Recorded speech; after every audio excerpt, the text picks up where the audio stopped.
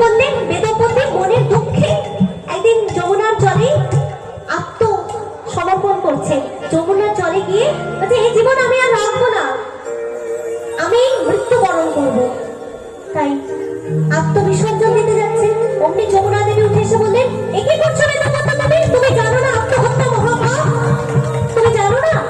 তখন বললেন আমি কি করব, আমি যেখানে প্রতিদিন রাধা গোবিন্দের নিত্য সেবা দিয়েছি আর আমার এমন ঘরে বিবাহ হয়েছে যেখানে আমাকে রাধা গোবিন্দের নাম বলতে দেওয়া হয় না, পূজন করতে দেওয়া হয় না, আমি এই জীবন কেন রাখবো যে জীবনে রাধা গোবিন্দের নাম না করতে পারলাম? তাই আমি প্রাণ বিসর্জন দেব।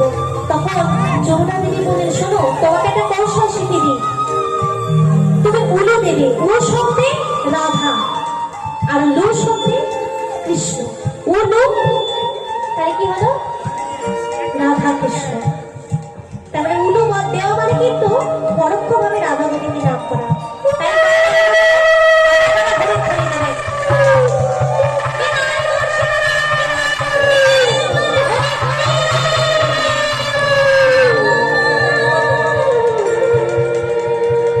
এই তো মায়েরা উলু দিতে জানে। তখন গোবিন্দ আবার চললেন রাধারানীর দিকে মালা বেচতে।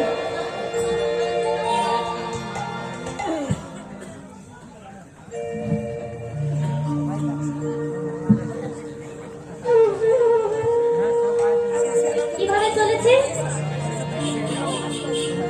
তোরা কে মালা নিবে